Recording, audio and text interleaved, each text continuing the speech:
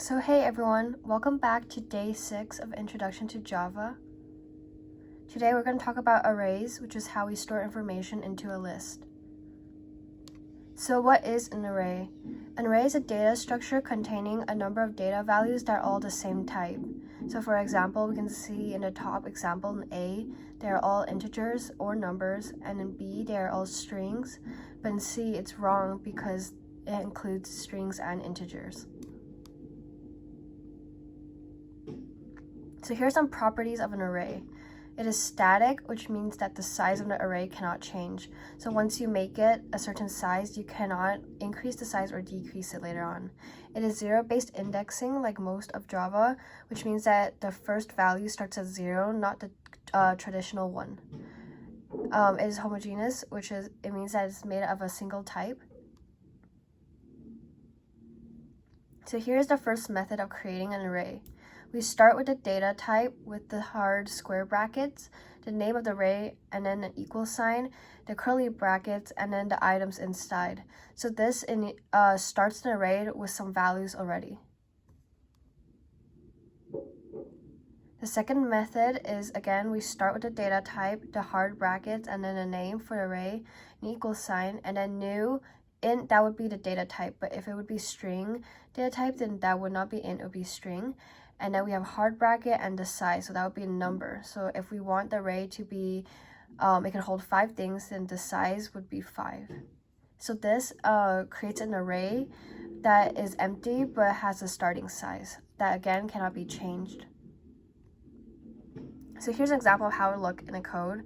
Again, we start with our class main and our public static void main, and inside we create a string data type array. So we have string, hard bracket, and then the name of the array is names, and equal to, and already has values initialized. So it would be Anna, Belle, and Carla. The method 2, we have an array that is integer data type. That's why it has int at the front. Hard brackets, and the name of the array is ARR. And we have new int 5. So the size of the array is 5, but currently each section or each value of it is null or empty right now.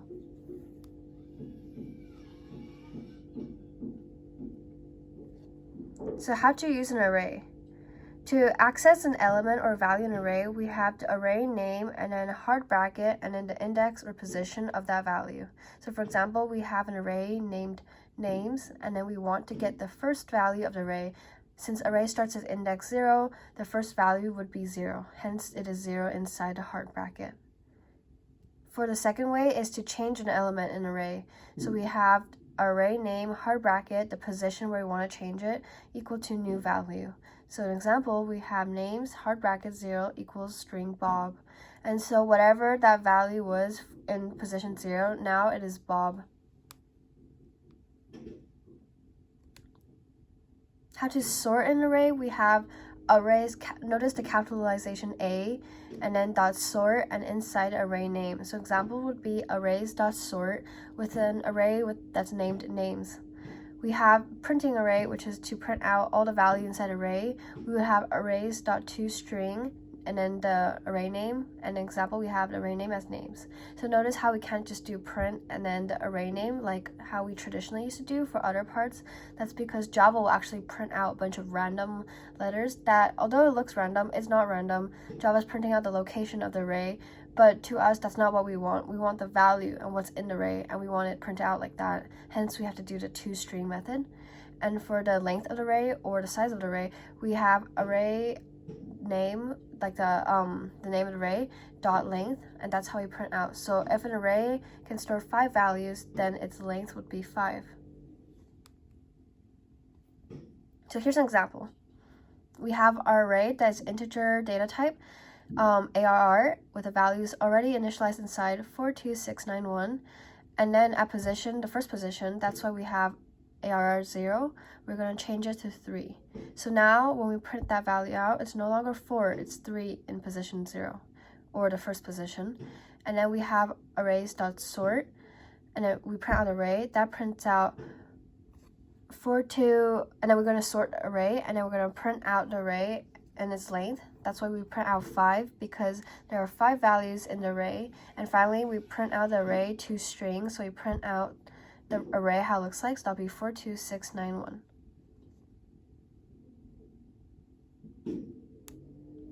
The next thing we're going to learn is ArrayList. This one is very similar to array, but we can change the size of it during our time, so it is customizable. So what is an ArrayList? It's a data structure containing a number of data values that again are all the same type, but this time we can change the size as it goes on.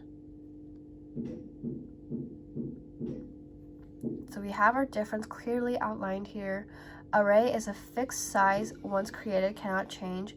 It can hold primitive as well as object data types, and for iteration only through for loops because the data type is already set, and then length is to how to get the size, and it is multi-dimensional and uses assignment operators, which is basically what we have learned in the previous videos, equals, plus, stuff like that.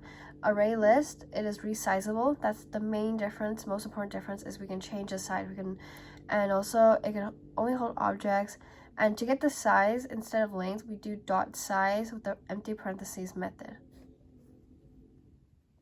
And how to add extra values, we do the add parentheses, as you can see. So it's not static explained because we can change its size. It's also on zero-based indexing, so the first value is also still at position 0. And again, it can only contain one single type of data type. So how do we use it? First, we have to import the ArrayList library. Then we create the ArrayList and set to a variable, and then we can use it. So here's how we import first.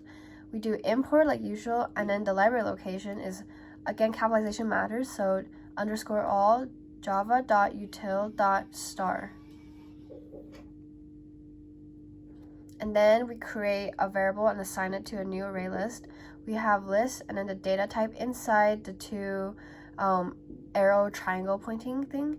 And then we have the name of the array list. We set it to equal to a new array list. And then again, we have our empty triangle pointing and then the empty parentheses. So we have an example in our code that using this, we created a new array list called list. So how do we use it? Well, to access an element or get an element in the list, we use list.get and then the index or position of what element we want to get. So for example, we have an array list named names, and then we get a value at position 2. That's why we have names.get and 2 in the parentheses. To change an element in the list, we do list.set and then in the parentheses index and then new value. So for example, we would have again our array list names. We got set 2 at position 2. We are changing the value at position 2 to Charlie. And then to add an element, we do list.add and then a new value. So our list name again is names.add, and we're adding the new string value Anna. And to delete or remove a value, we do list.remove index or the value. So we have our array list on variable name names.remove 3. So that would remove the value at position 3. To clone a list or to make an exact copy, we would have the array list name variable .clone and parentheses. To see if it contains a value, we would do the array list variable .contains parentheses and then the value we want to check if it contains. And then to find the index of a value inside the list, we would have the variable of the array list, the index of, and then the element that we want to find the index of. So over here we have finding the index of Donna. And then finally, to find the size or length, we just do the array list.size. So here are some examples. We start with an empty array list called names, and we add the values as it goes down: Jonas, Charles, Dawn, Isha, and then we sort it, and then we set the names where Jonas is to here, and then we remove whatever values at position 3. Then we add the value computer at position 1, and that finally would give us Charles, computers, Dawn, and Isha. So that would be all for today. Thank you for watching, and I hope you subscribe and check out other videos.